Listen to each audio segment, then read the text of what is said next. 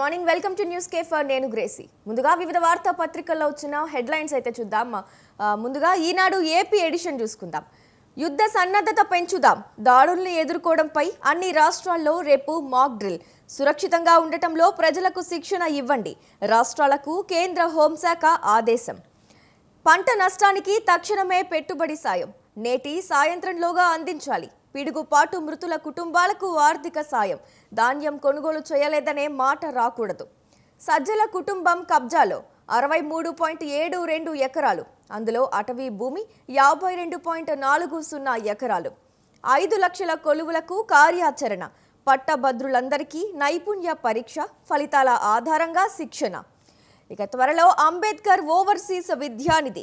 SC ST విద్యార్థులకు 25 లక్షల రూపాయలు, బీసీ మైనార్టీలకు 20 లక్షల రూపాయలు, ఈబీసీ కాపులకు 15 లక్షల రూపాయలు అందించేలా ప్రతిపాదనలు. రైట్, ఇక ఆంధ్రజ్యోతి ఏపీ ఎడిషన్ చూసుకున్నట్లయితే పారా హుషార్, పౌరుల భద్రతపై సన్నద్ధతపై రేపు మాక్ డ్రిల్స్. కీలక రాష్ట్రాల్లో నిర్వహణకు కేంద్రం ఆదేశాలు. ఇన్ఛార్జి ఈవో సహా 7గురిపై వేట.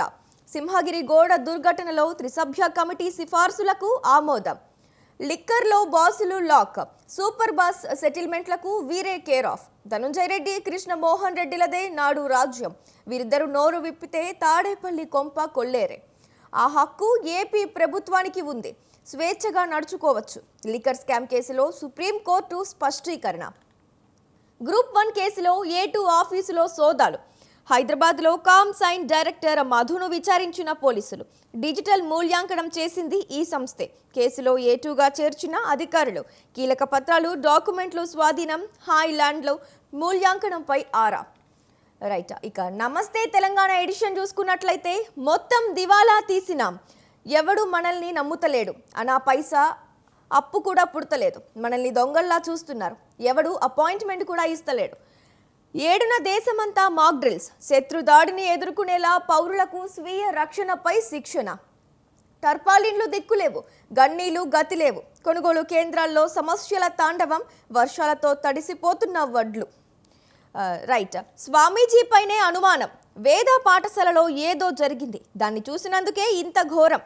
మా కొడుకును లేకుండా చేసిర్రు, కరెంటు షాకుతో చచ్చిపోయారు అంటున్నారు. ముందు రోజే వీడియో కాల్ కూడా మాట్లాడిండు. రైట్, ఇక సాక్షి ఏపీ ఎడిషన్ చూసుకున్నట్లయితే బాబే మద్యం సామ్రాట్. మద్యం అక్రమ కేసు కుట్రకు మరింత పదును. బాబు ట్రేడ్ మార్క్ డైవర్షన్. పాక్ పీచమనిచేందుకు ముహూర్తం ఖరారు. వారాంతంలోపే భారీ ఆపరేషన్. బుధవారం రాష్ట్రాల్లో మాక్ డ్రిల్స్. ఇక ఈనాడు తెలంగాణ ఎడిషన్ చూసుకున్నట్లయితే యుద్ధ సన్నద్ధత పెంచుతాం, దాడుల్ని ఎదుర్కోవడంపై అన్ని రాష్ట్రాల్లో రేపు మాక్ డ్రిల్ అనే హెడ్లైన్ అయితే ఉంది. ఇక ప్రభుత్వాన్ని అస్థిరపరిచే కుట్ర. రాజకీయ పార్టీలు, ఉద్యోగ సంఘాలను రెచ్చగొడుతున్నాయి. విపక్ష నేతల చేతుల్లో పావులు కావద్దు. 2 లక్షల కోట్ల రూపాయల పనులు రానున్న 3 ఏళ్లలో.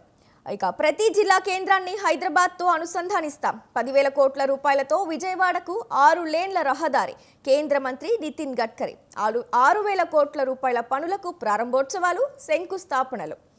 హైకోర్టులు తీర్పులు రిజర్వులో ఉంచేస్తున్నాయి. ఇది ఆందోళనకరమైన పరిణామం, దీన్ని అనుమతించబోం. సుప్రీంకోర్టు తీవ్ర ఆగ్రహం.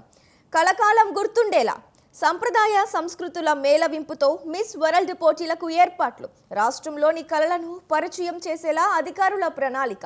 అడుగడుగునా ప్రతిధ్వనించనున్న తెలంగాణ జరూర్ ఆనా నినాదం.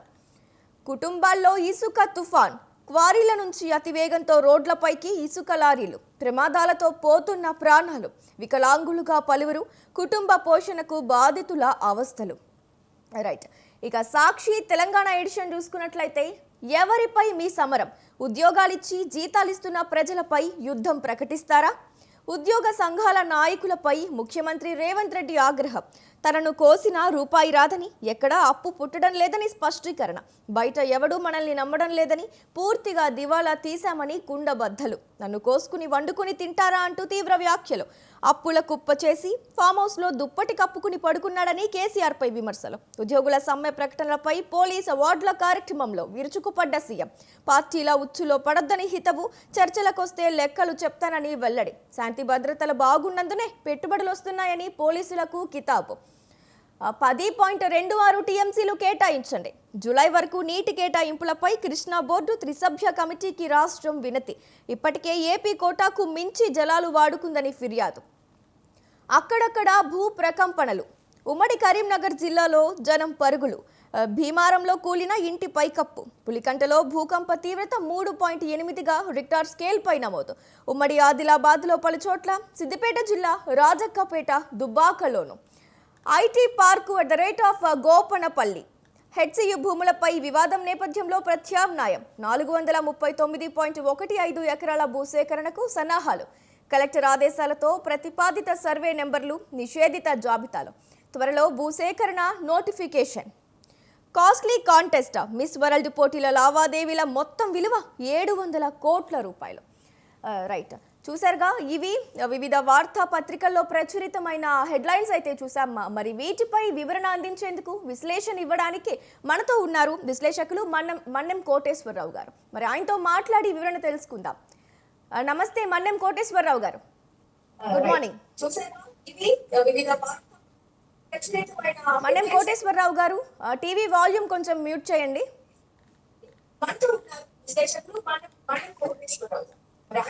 కోటేశ్వరరావు గారు, వినిపిస్తుందా? నమస్తే అండి. నమస్తే సార్. సార్, ఇప్పుడు మనం మొదటగా చూసుకున్నట్లయితే నమస్తే తెలంగాణలో సార్ టీవీ వాల్యూమ్ కొంచెం మ్యూట్ చేయండి sir. Hello PCR. Sir, first hello PCR, Gracie madam మాట వినిపించట్లేదు సార్. ఇప్పుడు వినిపిస్తుందా?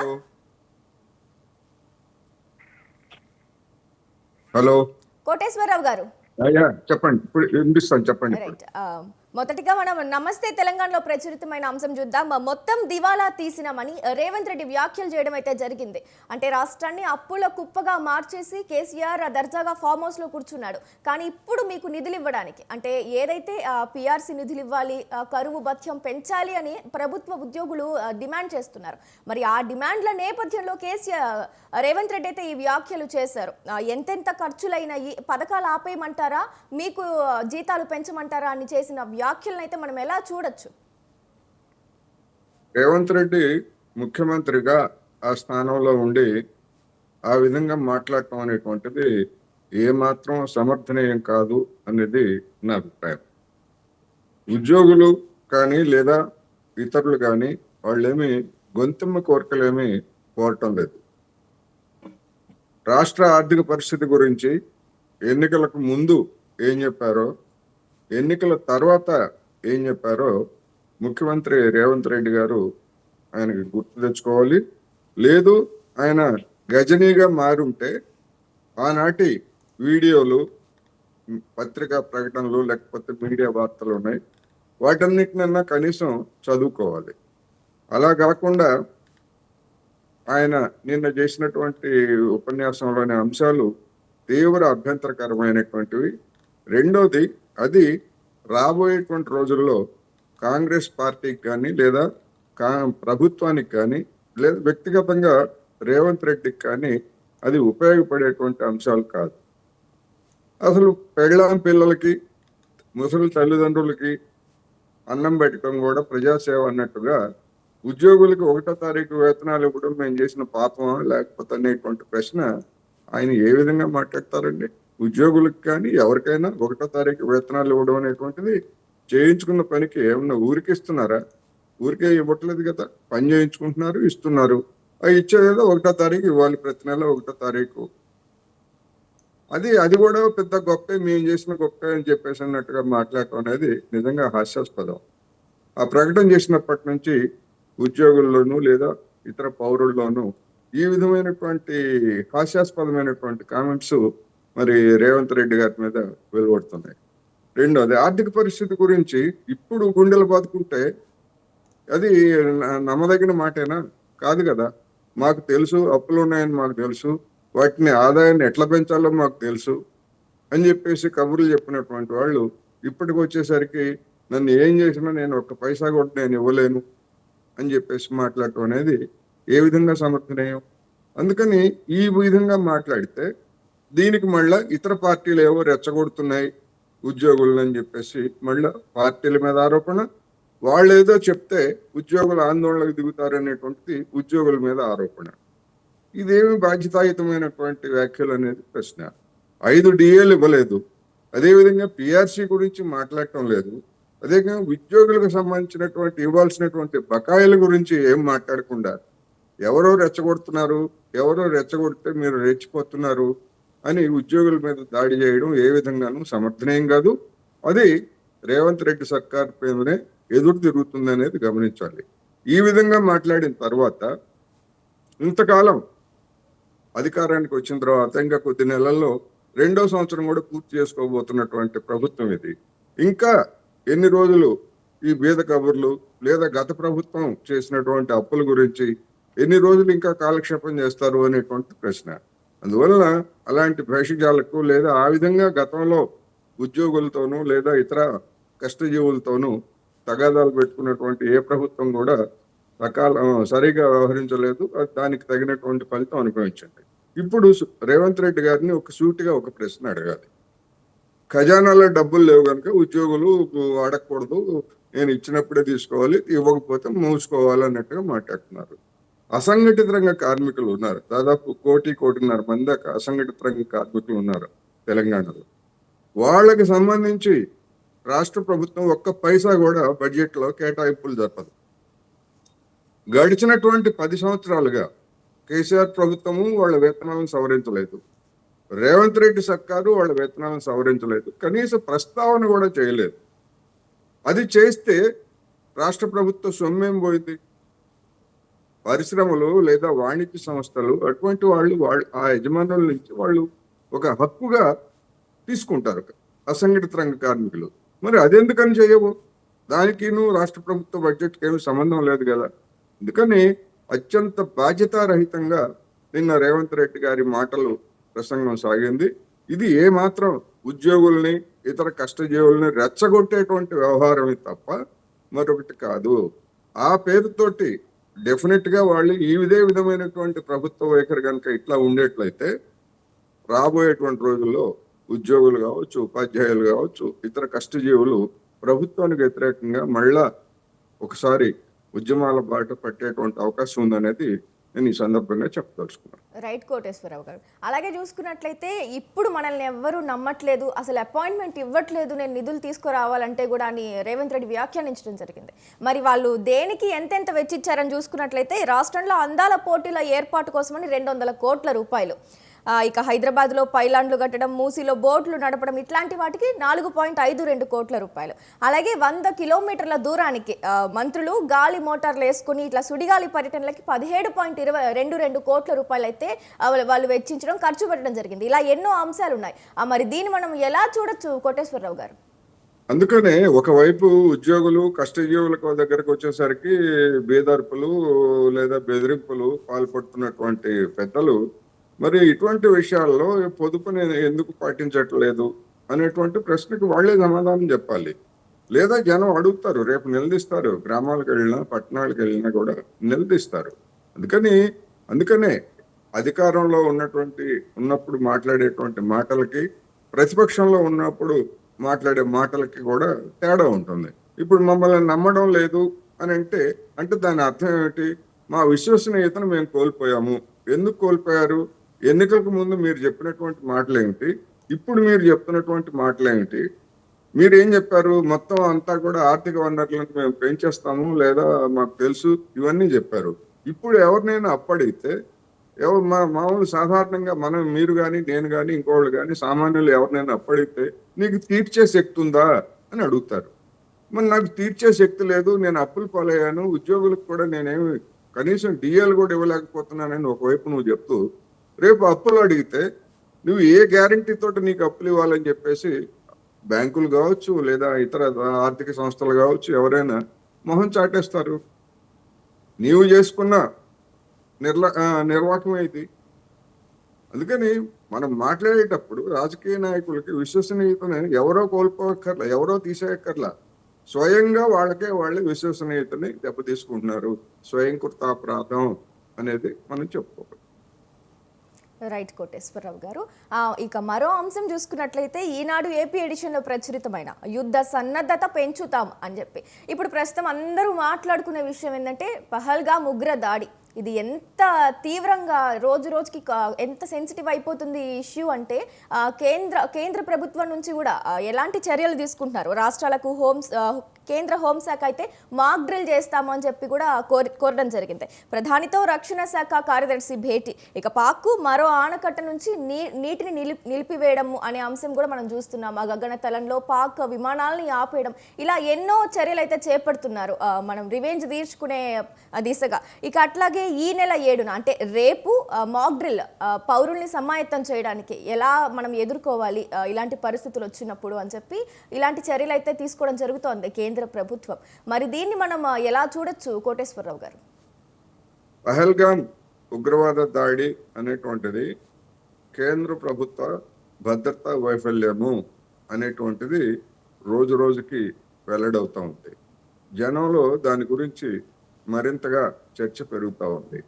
ఆ చర్చను పక్కదారి పట్టించడానికి ఆ వైఫల్యం ఎక్కడ జరిగింది, ఎట్లా జరిగింది, 26 మంది అమాయకులు ఎలా బలయ్యారు, ఎందుకు ఆ ప్రాంతంలో సైన్యాన్ని మోహరించలేదు లేదా అప్రమత్తం గావించలేదు అనేటువంటి ప్రశ్నలకి సమాధానాలు చెప్పలేనటువంటి కేంద్ర పాలకులు జనాన్ని పక్కదారి పట్టించేందుకు లేకపోతే ఇంకొక విధంగా యుద్ధ సన్నద్ధత. ఎవరి మీద యుద్ధం చేస్తారండి వీళ్ళు? ఉగ్రవాదుల మీద, కొంతమంది ఉగ్రవాదుల మీద దాడులు చేయడానికి దేశం మొత్తాన్ని సన్నద్ధం చేస్తామని చెప్పేసి హడావుడి చేస్తున్నారు. అంటే ఏమిటి? అసలు సమస్యను పక్కదారి పట్టించి నువ్వు నిద్రపోతున్నావు, సరిహద్దుల్లో ఏం జరుగుతుందో, ఎవడొస్తున్నాడో ఏం చేస్తున్నాడో పట్టించుకోకుండా గుర్రుగొట్టి నిద్రపోతున్నటువంటి నువ్వు ఇవాళ దేశవ్యాప్తంగా మొత్తం దేశం మీద దాడి జరగబోతోందని సైరన్లు మోగిస్తారంట. జనం ఇళ్లలోకి బయటికి పరిగెత్తడానికి గురించి మాక్ డ్రిల్ నిర్వహిస్తారట. ఏమిటిది? ఎవడో ఉగ్రవాదుల్ని ఇంతవరకు ఏప్రిల్ 21వ తారీఖున పారిపోయినటువంటి ఉగ్రవాదుల్ని పట్టుకోవడం ఇంతవరకు చేతగాలేదు. వాళ్ళు ఎక్కడున్నారో తెలియదు. ఇన్ని వైఫల్యాలను పెట్టుకొని మాక్ డ్రిల్ పేరుతోటి ఏమన్నా మొత్తం దేశవ్యాప్తంగా దేశం మొత్తం మీద ఏమన్నా పాకిస్తానో లేదా మరొక దేశం ఏమన్నా దాడులు చేస్తా ఉందా? లేదు కదా. మరి ఈ మాక్ డ్రిల్ ఏమిటి? ఈ హడావుడి ఏంటి? జనాన్ని పక్కదారి పట్టించేటువంటి తన వైఫల్యాలను కప్పిపుచ్చుకునేందుకు ఏదో మేము దేశాన్ని ఉద్ధరిస్తున్నాం, దేశాన్ని రక్షిస్తున్నాం అనేటువంటి పేరుతోటి ఈ విధమైనటువంటి జిమ్మిక్స్, ప్రజాకర్షకమైనటువంటి వ్యవహారాలు తప్ప మరొకటి కాదనేది నేను ఈ సందర్భంగా చెప్పదలుచుకున్నాను. మీరు ముందు తీసుకోవాల్సినటువంటి చర్యలు తీసుకోండి, ఏం చేస్తారో చెప్పండి. అన్ని చూస్తూ ఉంటే అది వదిలిపెట్టేసి మీరు మాక్ డ్రిల్ చేయండి. ఎట్లా ఏం చేస్తారు? ఇప్పుడు హైదరాబాద్ ఉన్నది, లేదా మరొక విశాఖపట్నం ఉన్నది. ఎవడైనా బాంబులు వేస్తే ఇజ్రాయిల్లో కానీ లేదా మరొక దేశంలో కానీ సొరంగాల్లో ఏర్పాటు చేశారు, ఆ సొరంగాల్లోకి వెళ్ళిపోమని. మరి ఇటువంటిది భారతదేశంలో ఎక్కడైనా ఉందా? సరిహద్దుల్లో కొన్ని ప్రాంతాల్లో ఉన్నమాట వాస్తవం, కానీ దేశం మొత్తం ఏం లేదు కదా. జనం ఎక్కడికి వెళ్ళాలి, ఎక్కడికి రావాలి, ఎక్కడికి డ్రిల్ చేయాలి?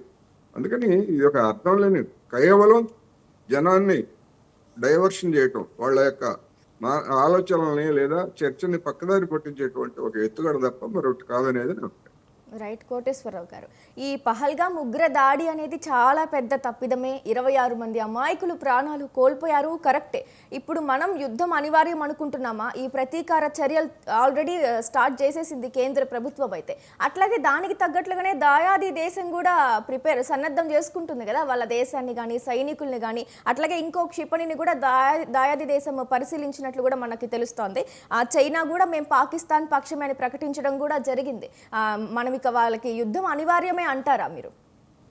ఇప్పుడు చైనా మేము పాకిస్తాన్ వైపు అని చెప్పేసి చైనా ఎక్కడ ప్రకటించలేదు. అది మీడియాలో వచ్చినటువంటి ఒక వక్రీకరణ వార్త తప్ప మరొకటి కాదు. పాకిస్తాన్ రేడియో వాడు అట్లా చెప్పాడంట. పాకిస్తాన్ రేడియో వాడు చెప్పినవన్నీ మనం ప్రామాణికంగా తీసుకున్నట్లయితే దాన్నే ఎందుకు తీసుకోవాలి? పాకిస్తాన్ రేడియో వాడు అనేకం చెప్తున్నాడు, మేము అణుబాంబులు వేస్తాము, అవసరమైతే రక్తం బారిస్తాము, ఇది ఇటువంటివన్నీ చెప్తున్నాడు. అవన్నీ ఒట్టిదే, దానికి అంత సీన్ లేదంటారు. కానీ చైనా విషయానికి వస్తే చైనా ఏదో పాకిస్తాన్కి మద్దతు, ఒకవేళ నిజంగా పాకిస్తాన్కి మద్దతు ప్రకటిస్తే ప్రధాని నరేంద్ర మోడీ గారిని ఖండించమనండి. ఏమయ్యా చైనా వాడు లేదా చైనా పాలకుడైన జిన్పింగ్ గారు మీరు ఏ విధంగా మద్దతు ప్రకటిస్తారని చెప్పేసి బహిరంగ ప్రకటించమనండి, ఖండించమనండి. అందుకని ఇవన్నీ కూడా తప్పుడు ప్రచారాలు ఒకటి. అందుకని చైనా గురించి యుద్ధం ఎవరి మీద యుద్ధం చేస్తారండి? కొంతమంది ఒక 10 మందో, 50 మందో, 100 మందో లేదా ఒక 1000 మందో ఉన్నటువంటి ఉగ్రవాదుల్ని అడవుల్లో పట్టుకోవడానికి దేశం మొత్తం మీద దాడి చేస్తారా? దేశం మొత్తాన్ని యుద్ధానికి తరలిస్తారా? ఇప్పుడు కర్రెగుట్టల్లో కొంతమంది మావోయిస్టులు ఉన్నారని చెప్పేసి ఓ 25,000 మందిని ఆ గుట్టల చుట్టూ చుట్టారు. ఇంతవరకు ఎవరిని పట్టుకున్నారు, ఏం చేశారో తెలియదు. మరి దేశం మొత్తం మీద మావోయిస్టులు ఉన్నారని చెప్పేసి ఛత్తీస్గఢ్ మీద లేదా ములుగు పరిసర ప్రాంతాల మీద దాడులు ఏం చేయట్లేదుగా, యుద్ధం చేయట్లేదుగా, సోదాలే కదా జరుపుతున్నారు. అదేవిధంగా ఉగ్రవాదులను పట్టుకోవడానికి సోదాలు జరపండి. లేదా మనకున్నటువంటి గూఢచారి నెట్వర్క్ తోటి ఎవడు ఉగ్రవాది, ఎవడు వాళ్ళకి సహకరిస్తున్నాడు అనేటువంటిది పట్టుకోండి. ఎవరి మీద దాడి చేస్తారు? ఇంకొక దేశం మీద ఉగ్రవాదులను పట్టుకునేందుకు మరొక దేశం మీద ఇంకొక దేశం దాడి చేసినటువంటి చరిత్ర ఎక్కడన్నా ఉందా ప్రపంచంలో? ఆ విధంగా ఎవరైనా విజయం సాధించారా? లేదు కదా. మరి ఎందుకని యుద్ధ సన్నాహాలు లేదా యుద్ధం పేరుతోటి జనాన్ని ఈ విధమైనటువంటి మానసికమైనటువంటి ఆందోళనకి లేదా ఒత్తిడికి ఎందుకు గురి చేస్తున్నారు? మీ వైఫల్యాన్ని కప్పిపెట్టుకోవడానికి మీరు చేయాల్సింది చేయకుండా 2 లక్షల మంది సైనికుల్ని రిక్రూట్ చేసుకోలేదని చెప్పేసి ఒక మాజీ జనరల్ ప్రకటించాడు. దాని గురించి అడిగితే సమాధానం ఉండదు. ఆ పహల్గాం ఆ ప్రాంతంలో అన్ని వేల మంది పర్యాటకులు వస్తారు. అక్కడ కనీసం ఒక హెలికాప్టర్ ఏదైనా ప్రమాదం జరిగితే కిందికి తీసుకెళ్ళడానికి ఒక హెలికాప్టర్ పెట్టలేదు. ఒక సాయుధమైనటువంటి సైనికుడిని కానీ పారామిలిటరీని కానీ పెట్టలేదు. ఇన్ని వైఫల్యాలు పెట్టుకొని ఇప్పుడు మేము యుద్ధానికి సన్నద్ధం చేస్తున్నాము, లేకపోతే ఇది ఇంకోళ్ళ మీద యుద్ధం చేయబోతున్నాము. ఇవన్నీ ఏంటంటే జనాన్ని తప్పుదారి పట్టించేటువంటి వ్యవహారాలు. యుద్ధం అనేటువంటిది పరిష్కారం కాదు ఉగ్రవాదానికి. ఎక్కడ ప్రపంచంలో ఉగ్రవాదం మీద యుద్ధం చేసి గెలిచినటువంటి దేశం లేదు. మనం తాలిబాన్లను చూసాం ఆఫ్ఘనిస్తాన్లో. సంవత్సరాల తరబడి అమెరికా వాడు అత్యంత ఆధునికమైనటువంటి విమానాలతోటి లేకపోతే ఆయుధాలతోటి దాడి చేసి చివరికి ఏం చేశాడు? ఆఫ్ఘనిస్తాన్ నుంచి పారిపోయాడు. మేము ఇక్కడ ఉండలేము, మమ్మల్ని ప్రాణాలతో అడిగాము అని చెప్పేసి ఆ తాలిబాన్ల కాళ్ళు గడ్డాలు పట్టుకొని వాళ్ళ దగ్గర ఉన్నటువంటి ఆయుధాలు, వెహికల్స్ అన్ని ఆఫ్ఘనిస్తాన్లో వదిలేసి వాళ్ళకే అధికారం అప్పగించి వెళ్ళిపోయాడు. ఇటువంటి వాటి నుంచి పాఠాలు తీసుకోరా? ఎందుకు ఈ యుద్ధోన్మాదం లేకపోతే యుద్ధం అనేటువంటి వాతావరణాన్ని క్రియేట్ చేస్తున్నారు? ఒకవైపు ఏమో ఆర్థిక వ్యవస్థ దిగజారింది అని చెప్పేసి వార్తలు వస్తున్నాయి. దాని గురించి బాగు చేయడానికి ఏ విధమైనటువంటి సన్నాహాలు, ఇలాంటి సన్నాహాలు మనకి ఎక్కడ కనపడవు. యుద్ధమే వస్తే అటు పాకిస్తాన్కి కానీ ఇటు భారత్కి కానీ తీవ్రమైనటువంటి నష్టం జరుగుతుంది. ఆ నష్టం అంతా ఎవరి మీద భరిస్తారు? జనం మీదనే భరిస్తారు. అంతర్జాతీయ మార్కెట్లో చమురు ధరలు గణనీయంగా పడిపోతే ఎందుకని ఈ ప్రభుత్వం జనానికి పెట్రోల్ డీజిల్ ధరలు ఎందుకు తగ్గించట్లేదు? దాని గురించి ఎవరైనా మాట్లాడుతున్నారా? అందుకని అనేకమైనటువంటి సమస్యల నుంచి, వైఫల్యాల నుంచి తప్పించుకోవడానికి జనం దృష్టిని తాత్కాలికంగా పక్కన పెట్టడానికి ఇలాంటివన్నీ చేస్తున్నారనేది నా అభిప్రాయం. రైట్ కోటేశ్వరరావు గారు, అంటే ఈ మాక్ డ్రిల్స్, ఈ చర్యలు ఏవైతే ఉన్నాయో ప్రజలను సమాయత్తం చేసే చర్య అని చెప్తున్నారు కదా కేంద్ర ప్రభుత్వం, ఇదైతే ప్రజలను భయాందోళనకు గురి చేసే చర్య అని మీరు అంటున్నారా? ఎస్, సమాయత్తం అంటే ఏమిటి? జనం యుద్ధానికి వెళ్ళాలా? హైదరాబాద్ లో ఉన్నటువంటి మీరు, నేను, ఎవరైనా కావచ్చు, వయసులో ఉన్నటువంటి వాళ్ళందరూ యుద్ధానికి వెళ్ళాలా? వెళ్తారా? సాధ్యమవుతుందా? ఎందుకని ఇటువంటి జిమ్మిక్స్? ఏదైనా యుద్ధ వాతావరణం, యుద్ధం ఉంటే అది వేరు. అనేక పశ్చిమ దేశాల్లో మిలిటరీ అనేటువంటిది కంపల్సరీ. ప్రతి వయసులో ఉన్నటువంటి వాళ్ళందరికీ మిలిటరీ శిక్షణ కంపల్సరీ. మరి అటువంటి శిక్షణ ఏమీ లేకుండా మీరు యుద్ధం సన్నద్దాలంటే ఏమిటి? పారిపోవడంలో శిక్షణ ఇస్తారా, లేకపోతే ప్రాణాలు తప్పించుకోవడంలో శిక్షణ ఇస్తారా? ఏదన్నా ఒక అర్థం ఉండాలి కదా. ఎవడో యుద్ధం చేయబోతున్నాడు అని చెప్పేసి హైదరాబాద్లో ఉన్నటువంటి వాళ్ళందరూ కూడా సరుకులన్నీ కొనుగోలు చేసుకొని నెలకి సరిపడా, 2 నెలలకు సరిపడా ఇళ్లలోనే కూర్చోవాలి. యుద్ధ సన్నద్ధత అంటే అదే కదా. సరిహద్దుల్లో జరిగేటువంటి పరిణామాలు అవే కదా. అందుకని ఇదంతా కూడా జనాన్ని తప్పుదారి పట్టించేటువంటి వ్యవహారం తప్ప మరొకటి కాదు. రైట్ కోటేశ్వరరావు గారు, వివిధ వార్తా పత్రికల్లో వచ్చిన ప్రధాన అంశాల గురించి వివరణ అందించినందుకు, విశ్లేషణ ఇచ్చినందుకు ధన్యవాదాలు. మన కోటేశ్వరరావు గారు విశ్లేషకులు. రైట్, ఇది చూశారు కదా, ఇది ఇవాల్టి న్యూస్ కేఫ్. చూస్తూనే ఉండండి స్వతంత్ర న్యూస్.